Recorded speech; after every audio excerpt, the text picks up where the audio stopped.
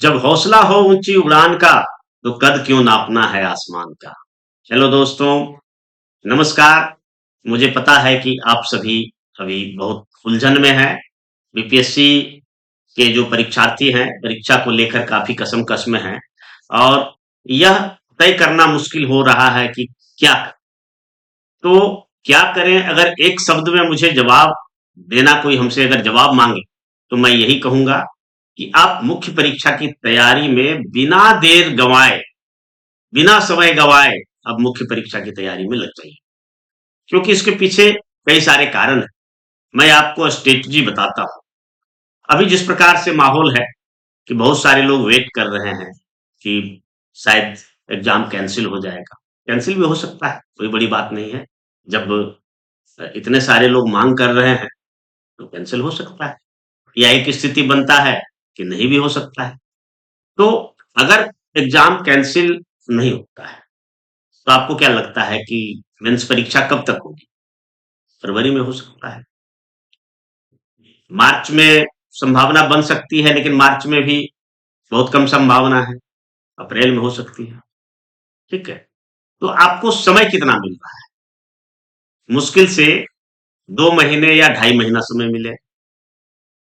और अगर exam cancel हो जाता है तो फिर से प्रारंभिक परीक्षा लेने के लिए समय निर्धारित किया जाएगा, सेंटर अलॉट होगा, कई सारी औपचारिकताएं होती है, कई सारे फॉर्मेलिटीज होते हैं और कई सारी अपरिहार्य चीजें होती है जिनको कि मैनेज करना पड़ता है परीक्षा लेने के लिए। इतने सारे खर्च होते हैं परीक्षा लेने में।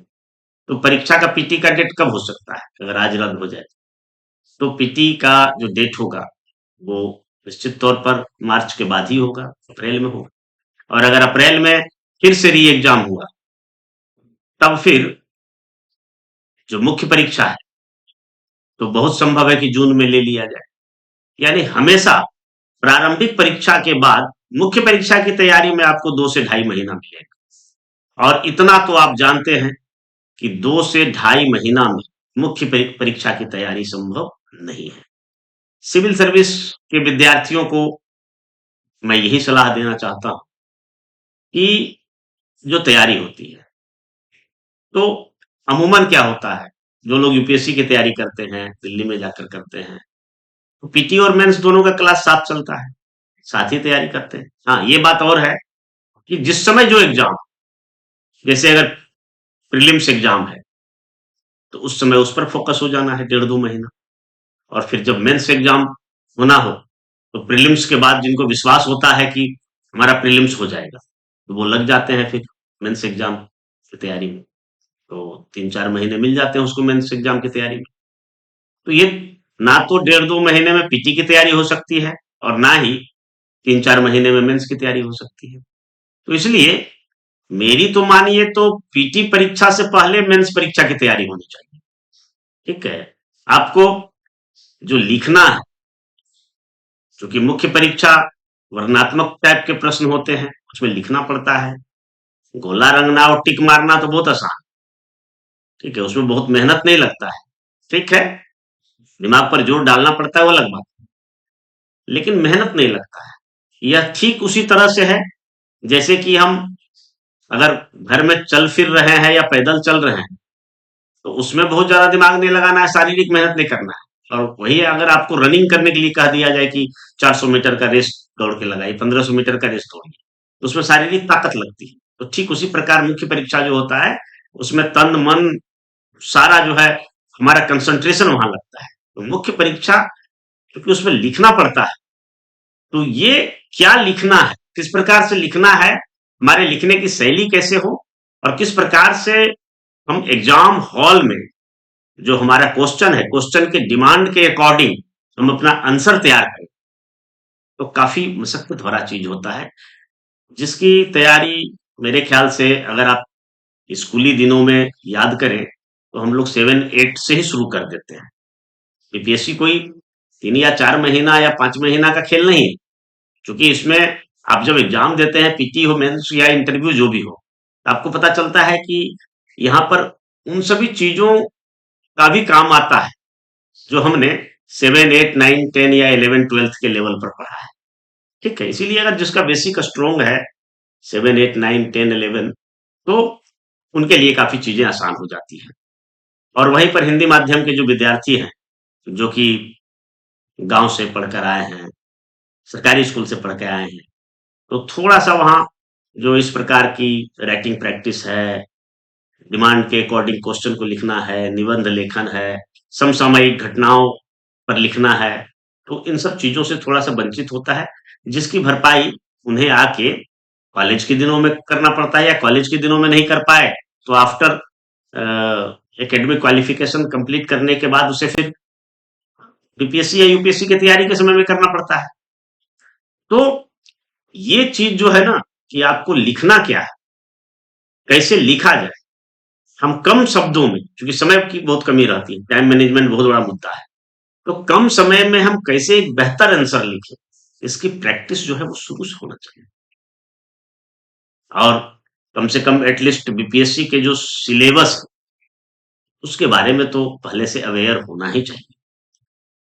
तो हमेशा जो है मुख्य परीक्षा की तैयारी प्रारंभिक परीक्षा से पहले होना चाहिए, यानी मेंटली तौर पर हम तैयार हो जाएं।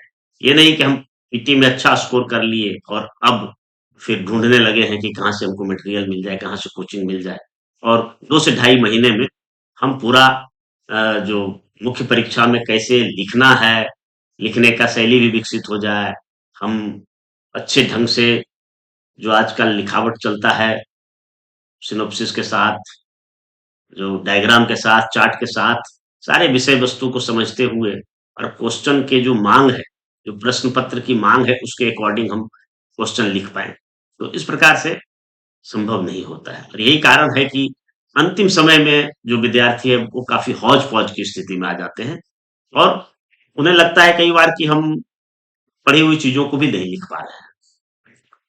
तो अब तो चूंकि प्रारंभिक परीक्षा समाप्त हो गया है और काफी सारे विवादित पहलू हैं, और विद्यार्थियों की कई मांगे हैं, तो इन मांगों को माना जाता है या नहीं माना जाता है, लेकिन एक बात तो तय है कि हमेशा जो संघर्ष करता है उसका फल उसको मिलता है, परंतु औरों को भी मिलता है। तो कई सारे विद्यार्थी जहां आज धरना प्रदर्शन कर रहे हैं, वहीं कई सारे दूर बैठकर और अपनी तैयारी में लगे हैं, तो एक रूपता तो आएगी नहीं। तो आपको भी यह ध्यान देना होगा कि हम जो भी अपने मांगे हैं उसको रखें, और अपनी मुख्य परीक्षा की तैयारी में लग जाए। क्योंकि अगर मुख्य परीक्षा अभी नहीं हुआ, परीक्षा रद्द भी हो गया, तो कम से कम जून में तो होगा। तो जून में भी अब कितना समय बचा है? अब मुझे कहा जाए कि मुख्य परीक्षा की तैयारी के लिए एक जागरूक विद्यार्थी, जिसका कि बेसिक चीजें सारा क्लियर है, जो कम से कम 11th 12th तक की सारी जो विषय वस्तु है उसको बढ़िया से पढ़ा है, तो उसके लिए कम से कम मुख्य परीक्षा की तैयारी के लिए 1 साल चाहिए। आपके पास यूं ही 6 महीना बचा है। अगर आप मेहनत को दुगना तिगुना करते हैं, 10 घंटा 12 घंटा पढ़ते हैं, 16 घंटा पढ़ते हैं, तो निश्चित तौर पर 1 साल की चीजें 6 महीने में किया जा सकता है। लेकिन 2 या 3 महीना में कैसे होगा?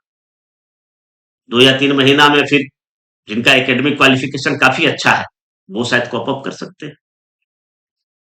तो इतना जरूर आप ध्यान में रखिए कि मुख्य परीक्षा की तैयारी हर हाल में लग जाना।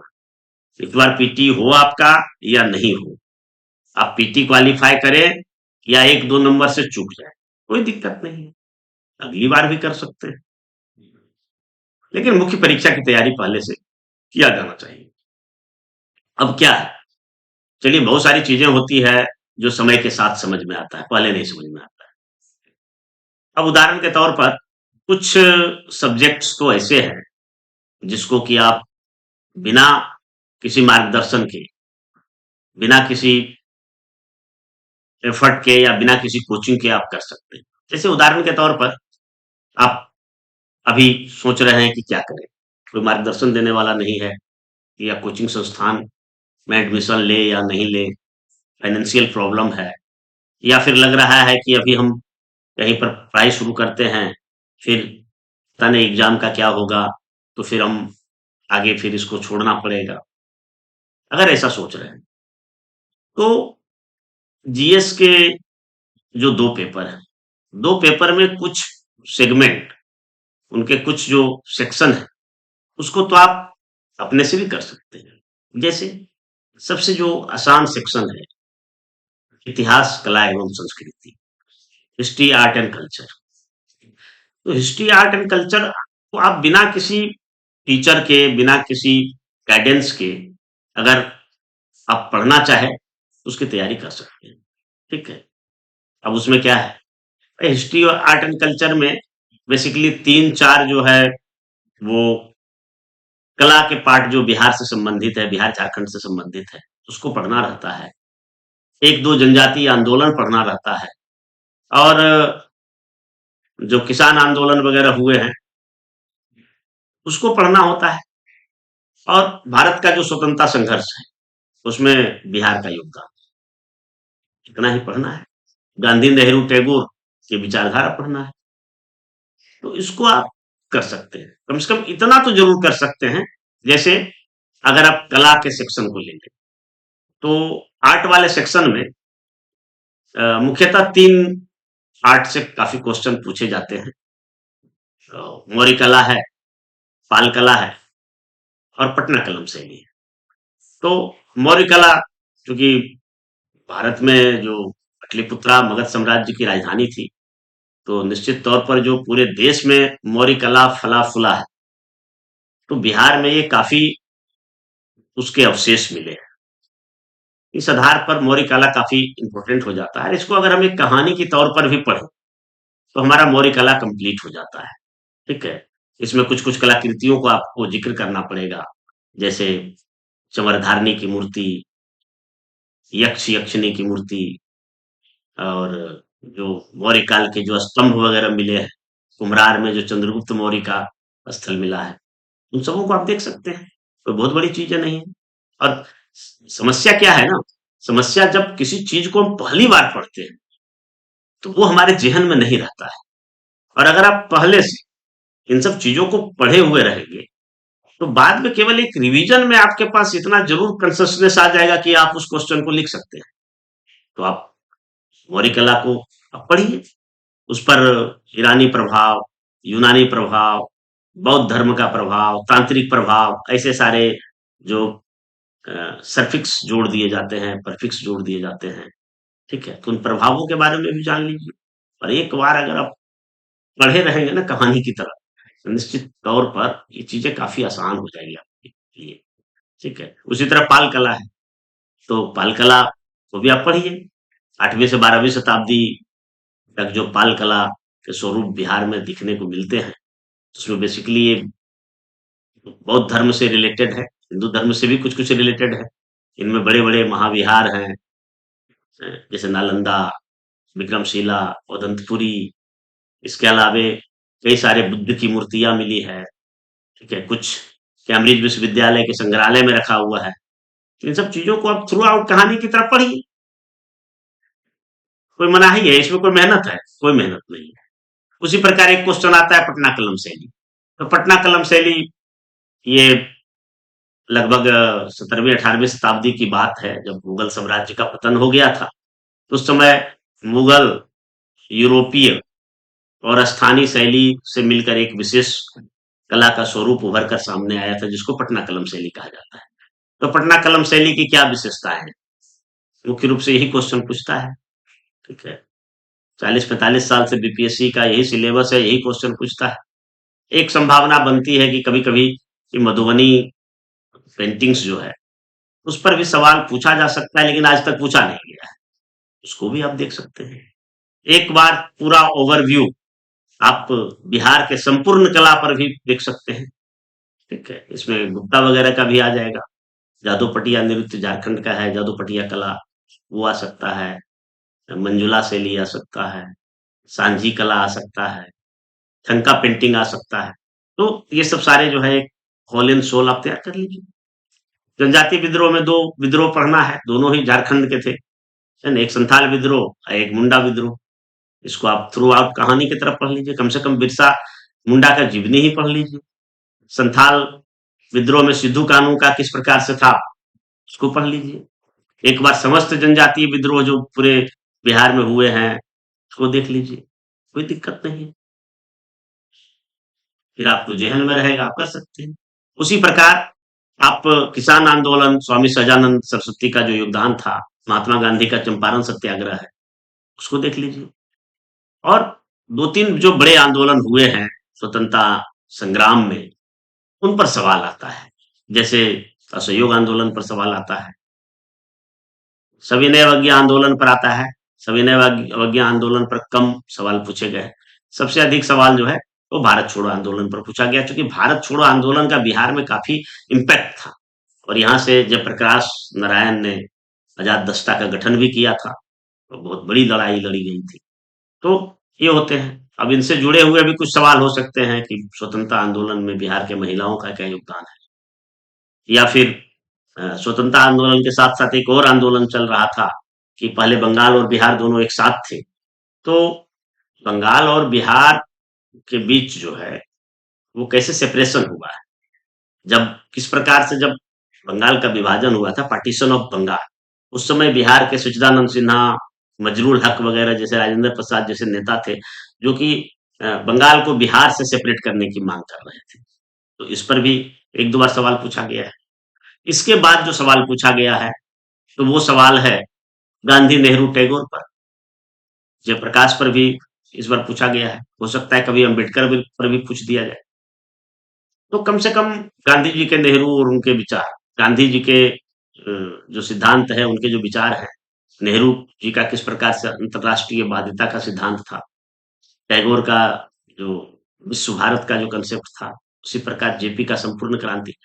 तो इन सब चीजों को जो है ना, आप एक बार कहानी के तौर पर पढ़े रहेंगे, तो फिर इसका नोट्स बनाना भी आसान हो जाएगा। और कैसे आप सोचेंगे कि हम 22 मिनट में, चूंकि एक क्वेश्चन के लिए 22 मिनट का समय मिलता है, तो जीएस में हम 22 मिनट में कैसे एक क्वेश्चन को लिख पाए, इसके लिए आप प्रैक्टिस करेंगे, तो एक पेपर आपका यूं ही कंप्लीट हो जाएगा। दूसरा चीज आप कंप्लीट कर सकते हैं, स्टैटिक्स। अब स्टैटिक्स में क्या होता है कि बहुत बार हम ऐसे विद्यार्थियों को देखे हैं, क्योंकि बहुत लंबा चौड़ा अनुभव रहा है, हम पूरे 10-12 वर्षों के इस कार्यकाल में हमने लगभग 1 लाख से अधिक विद्यार्थियों को अपना मार्गदर्शन दिया है।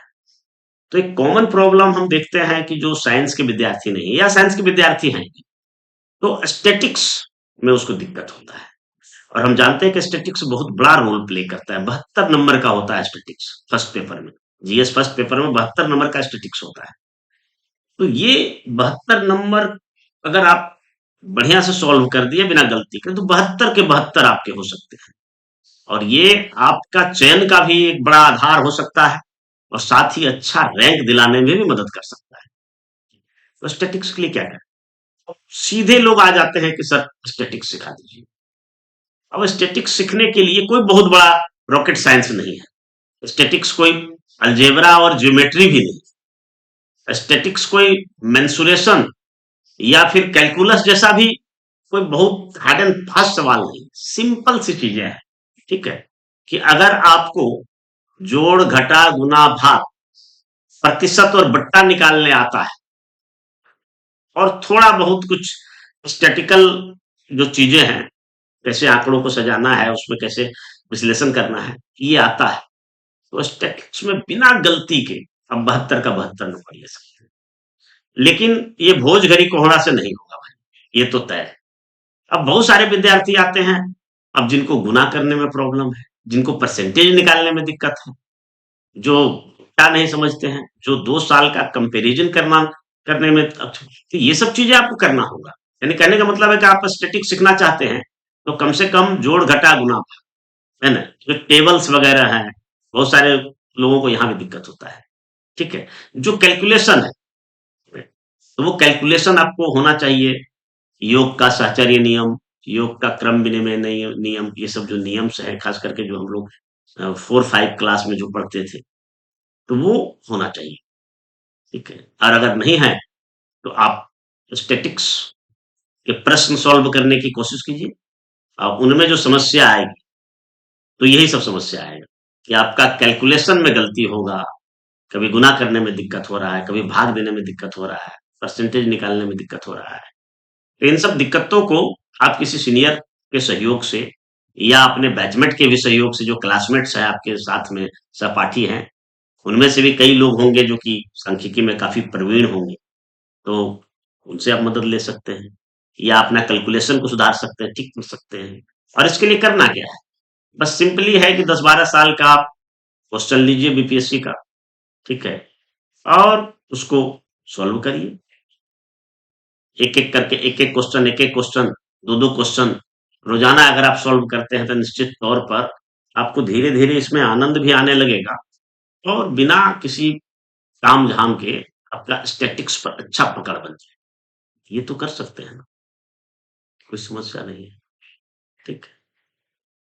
तीसरा है कि अगर पॉलिटी की बात है, सेकंड पेपर में चले जाते हैं। सेकंड पेपर में पॉलिटी में भी क्या होता है कि अब तो क्वेश्चन काफ़ी ट्विस्ट करके पूछा जाने लगा है। एक-एक क्वेश्चन में 3-3 सेगमेंट होता है। तो ये ट्विस्ट वाला क्वेश्चन, जो क्वेश्चन को एक तरह से ऐसा पूछा जा रहा है कि डायरेक्टली ना पूछ के कोई कथन पर आपके विचार मांगा जा रहा है। जैसे कि भारत का राष्ट्रपति क्या है? एक रबर स्टैंप है। तो रबर स्टैंप है या नहीं है? क्योंकि कुछ विद्वानों ने ऐसा कहा है और कुछ विद्वान मानते हैं कि नहीं, भारत के राष्ट्रपति के पास बढ़िया पावर है। तो आपको दोनों ही विचारधारा में से कैसे संतुलित करके लिखना है, इसके लिए आपको भारतीय संविधान में निहित भारत के राष्ट्रपति के जो प्रावधान है, उससे जुड़े जो अनुच्छेद हैं, उनसे जुड़े जो नियम हैं और राष्ट्रपति के अधिकार और कर्तव्य, उसको पढ़ना पड़ेगा। और जब आप पूरा जान रहे हैं, तो निश्चित तौर पर आप फैसला कर सकते हैं। आप उस अकॉर्डिंग जो है क्वेश्चन की डिमांड के अनुसार से लिख सकते हैं कि भारत का राष्ट्रपति रबर स्टैंप है या नहीं। तो इसके लिए आपको पढ़ना पड़ेगा भारतीय राज्य व्यवस्था।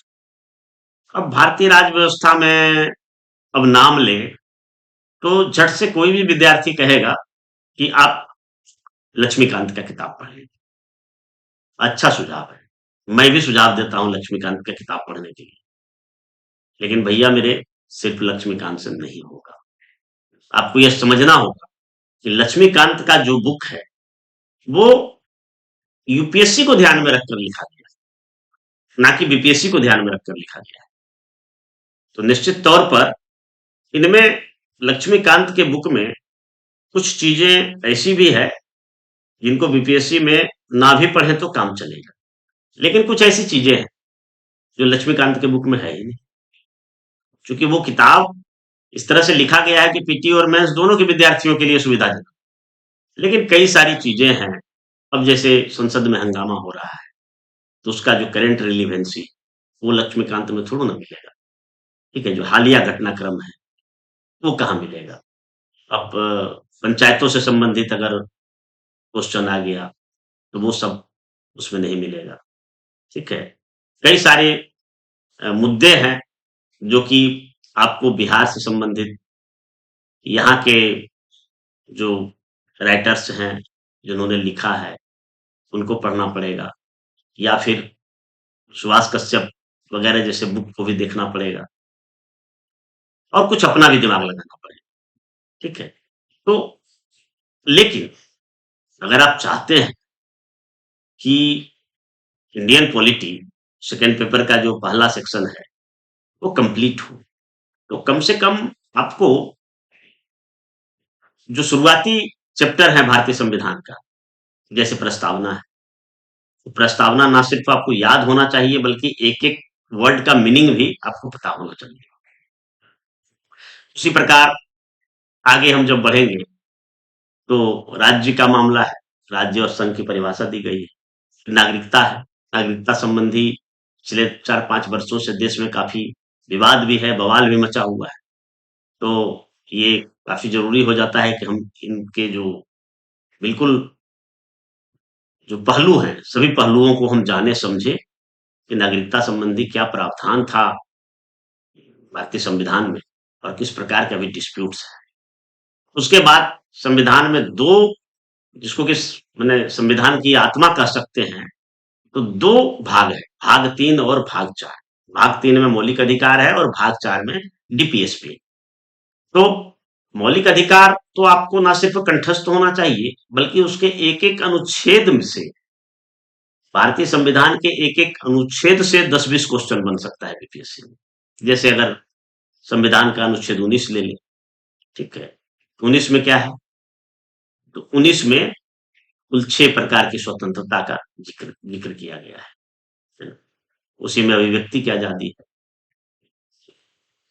तो यहां से सवाल बन जाते हैं, 19 में जितने भी प्रकार की स्वतंत्रता की बात की गई है, तो वहां सबसे सवाल होता है। अनुच्छेद 21 है, तो जीवन जीने की स्वतंत्रता प्रदान करती है, वहां से निजता का अधिकार आ जाएगा। इस प्रकार से हम इसको सुरक्षित रख सकते हैं। सुप्रीम कोर्ट या अन्य जो न्यायिक निर्णय है, किस तरह के डिसीजन दिए गए हैं, वो देखना पड़ेगा। ठीक है, तो इसी तरह से बहुत सारे हो जाते हैं। आरक्षण का मुद्दा है, धार्मिक स्वतंत्रता का अधिकार है। तो मौलिक अधिकार से ही बहुत सारे क्वेश्चन एराइज हो सकते हैं। इसको समझना पड़ेगा, इनके सभी पहलुओं को देखना पड़ेगा और गहराई से विश्लेषण करना पड़ेगा, समझना पड़ेगा। इसमें फिर क्या हम मौलिक अधिकार का संशोधन कर सकते हैं या नहीं, अनुच्छेद 13 में क्या प्रावधान है, किस प्रकार से जो जुडिशियल रिव्यू है, न्यायिक पुनराविलोकन, उसकी शक्ति क्या करती है, वो देखना पड़ेगा। और ठीक उसी प्रकार जहां मौलिक अधिकार व्यक्ति की स्वतंत्रता देता है, व्यक्ति को अधिकार देता है, उसी प्रकार राज्य के भी कुछ अधिकार है, जो कि राज्य को निर्देश के रूप में दर्शाया गया है राज्य के नीति निर्देशक तत्व भाग 4 में। तो वहां भी देखना होगा, इसमें भी बहुत सारे अनुच्छेद हैं। लोक कल्याणकारी राज्य की स्थापना के लिए जो राज्य के नीति निर्देशक तत्व हैं, तो सभी अनुच्छेदों को देखना पड़ेगा। अब इसमें अनुच्छेद 44 है, यूनिफॉर्म सिविल कोड, समान नागरिक संहिता, यहाँ से सवाल आ सकता है। यानी एक-एक अनुच्छेद से सवाल आ सकता है। फिर अनुच्छेद 51 ए है, 51 क, वहां से मौलिक कर्तव्य है, वहां से सवाल आ सकता है। इसके बाद आप चलें तो राष्ट्रपति से सवाल आ सकता है, उपराष्ट्रपति से सवाल आ सकता है, सुप्रीम कोर्ट और जो पूरा न्यायिक व्यवस्था है, जुडिशरी सिस्टम, वहां से सवाल आ सकता है। न्यायिक व्यवस्था में बहुत सारे सवाल हैं, जैसे जुडिशियल एक्टिविज्म है, जुडिशियल रिव्यू की भी बात हम कर रहे थे, वो है। फिर जुडिशियल रिफॉर्म्स है कि किस प्रकार के सुधार होने चाहिए जुडिशरी में, इसके लिए क्या-क्या अब तक किए गए हैं, तो इनको देखना होगा। फिर हाईकोर्ट से हैं, उसको देखना पड़ेगा। फिर राजनीतिक दल हैं, लोकसभा है, राज्यसभा है, ठीक है? तो तमाम सारे चीज़ों की जो प्रारंभिक पहलू है, उसको समझना काफ़ी ज़रूरी हो जाता है। तो तभी आप जो पेचीदा सवाल हैं या घुमा-फिरा के पूछे जाने वाले सवाल हैं, या फिर जो अप्लाइड नेचर के सवाल हैं, बिल्कुल अप्लाइड वर्ज़न के सवाल हैं, तभी आप जवाब दे सकते हैं। तो ये सब काम आप इस दौरान कर सकते हैं जब पीरियड नहीं हो। अभी पता नहीं चल रहा है कि क्या होने वाला है, नहीं होने वाला है। तो आप इन सब चीज़ों को धीरे-धीरे करके थ्रू आउट पढ़ सकते हैं, अपना नोट्स भी स्वयं बना सकते हैं।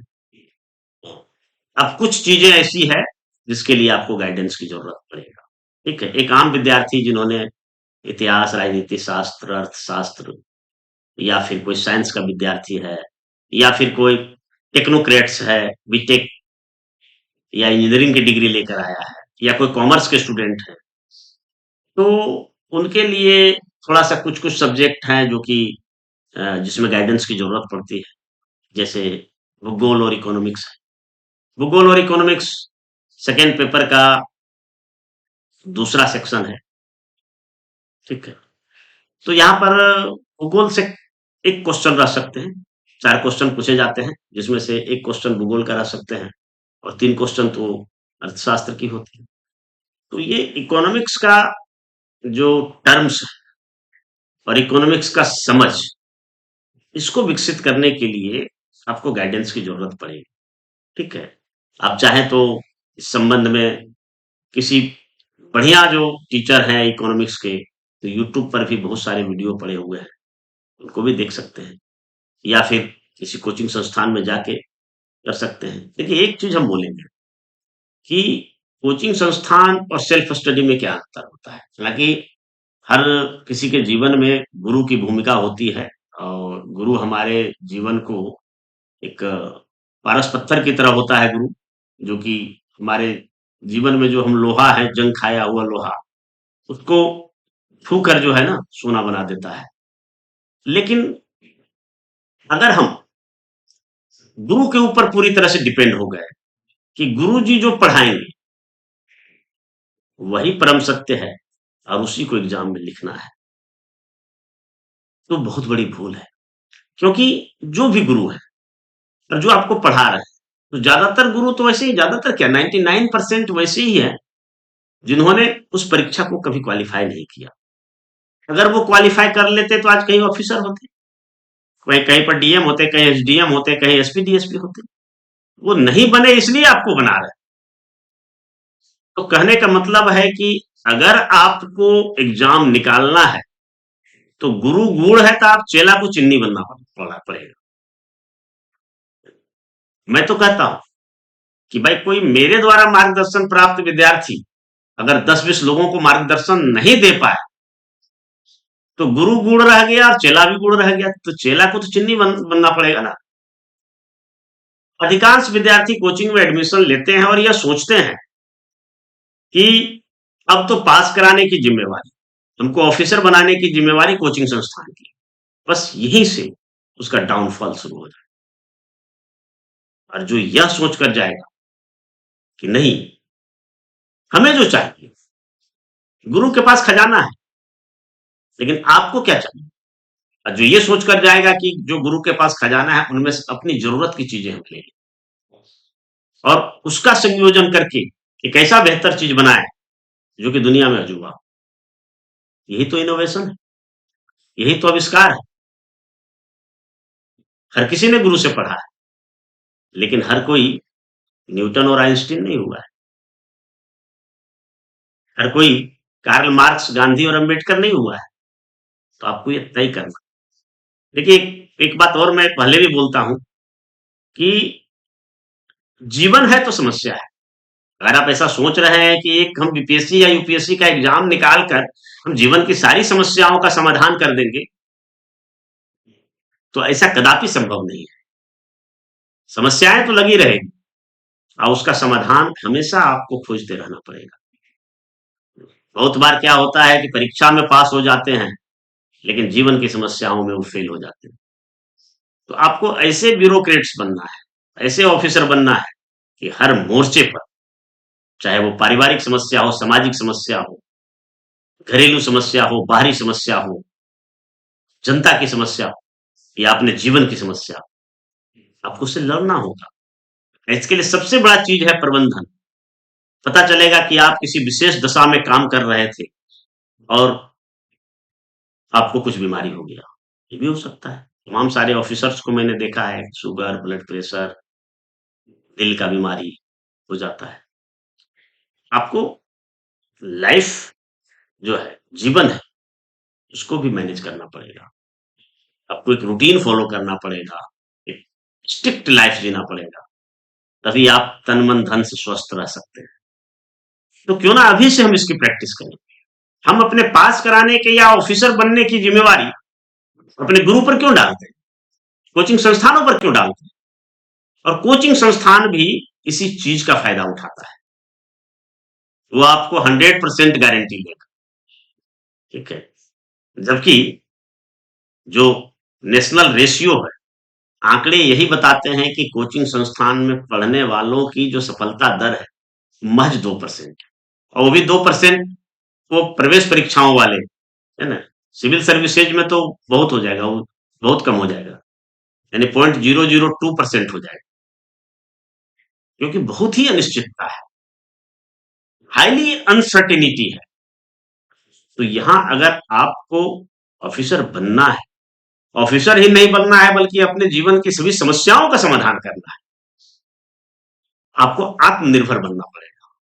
और आत्मनिर्भर बनने के लिए जिन चीजों को हम खुद से कर सकते हैं उसे खुद से करें।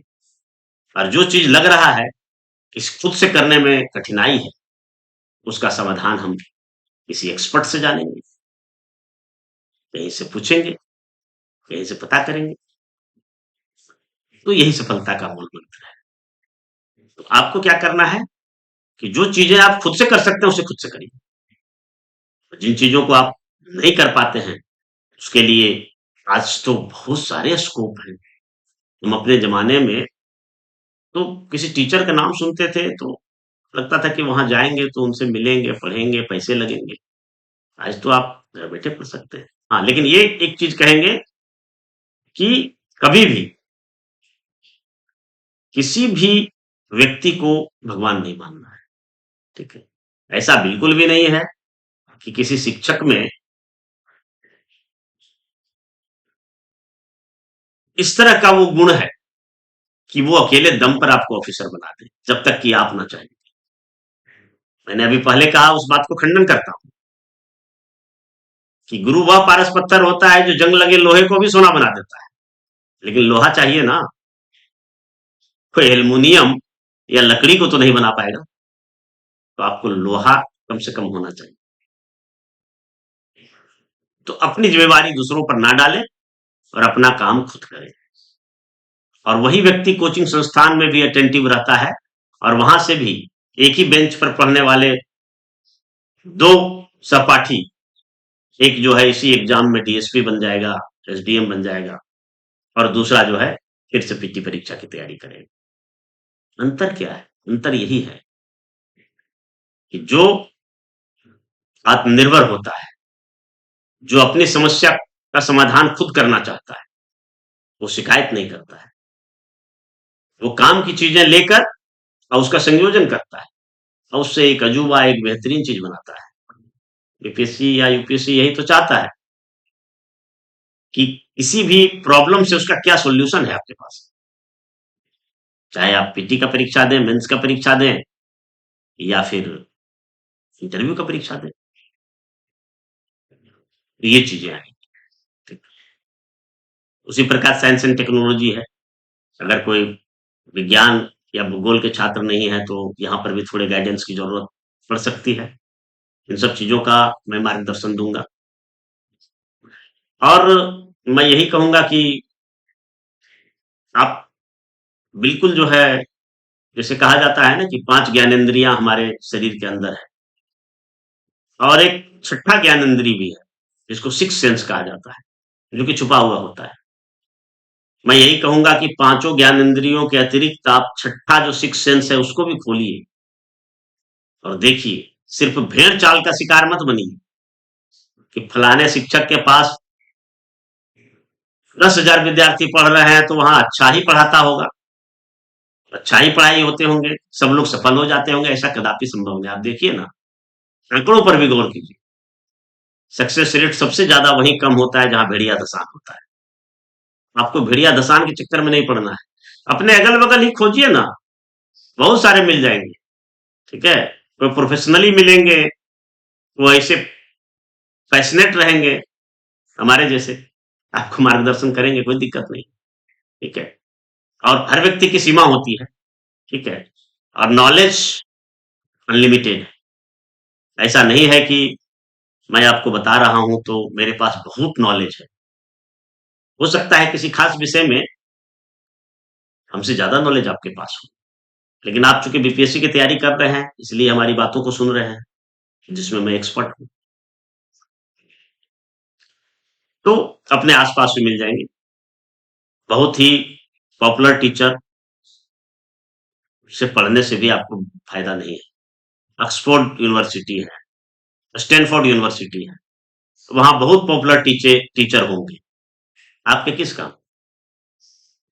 क्योंकि आप वहां पढ़ने नहीं जा सकते। आपके काम का तो वही टीचर है ना जो इजिली एक्सेसिबल हो, जिसको आसानी से आप बात कर सके, अपनी समस्या को रख सके, जो आपके अगल बगल में हो, जो हमेशा आपके लिए उपलब्ध हो। वैसे टीचर से पढ़ी। तो भेड़िया धसान का हिस्सा नहीं बनना है। आप इस जगत की, इस प्रकृति की सर्वोत्तम कृति बिल्कुल जो है वेस्ट क्रिएशन है। अगर भगवान को मानते हैं तो गॉड का वेस्ट क्रिएशन है। तो क्या आपका मस्तिष्क जो है गुलामी करने के लिए पैदा हुआ कि कोई जा रहा है तो भेड़ की जैसे पीछे पीछे चल दिए? ऐसा बिल्कुल नहीं करना है। आपके अंदर सारी शक्ति है और उन शक्तियों के माध्यम से ऐसी जगत में कुछ भी काम कर सकते हैं। पीपीएससी किस खेत की मूली है? बस केवल जो है आपके इरादे मजबूत होना चाहिए, हौसला बुलंद होना चाहिए, इच्छा शक्ति मजबूत होना चाहिए और सही दिशा में लगातार और निरंतर मेहनत करना चाहिए। तो मैं अब ये फैसला किया हूं कि इसी तरह से रोजाना यथासंभव रोजाना एक वीडियो आपके लिए बनाऊं। और ये मोटिवेशनल एक दो वीडियो है। इसके बाद मैं टॉपिक पर बात करूंगा। यानी कहने का मतलब है कि आपको पाल कला, मौर्य कला, पटना कलम शैली, बिरसा मुंडा विद्रोह ये सब पढ़ाऊंगा।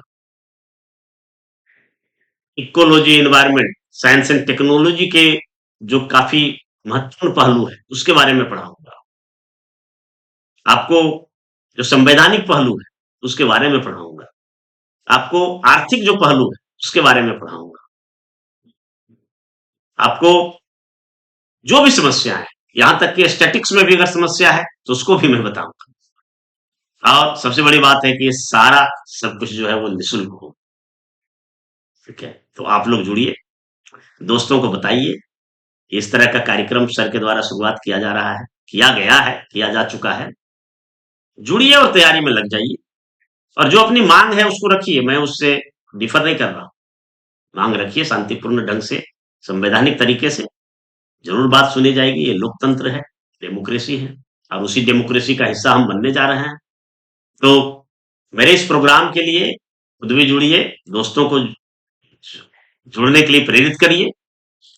और जो हमारे वीडियो है उसको आप शेयर कर सकते हैं, लाइक कर सकते हैं, कमेंट कर सकते हैं। फिर कल मैं पुनः किसी टॉपिक के साथ, ये दो वीडियो मोटिवेशनल हो गया, किसी टॉपिक के साथ हाजिर होऊंगा। तब तक के लिए मैं इजाजत चाहता हूं। धन्यवाद। जय हिंद।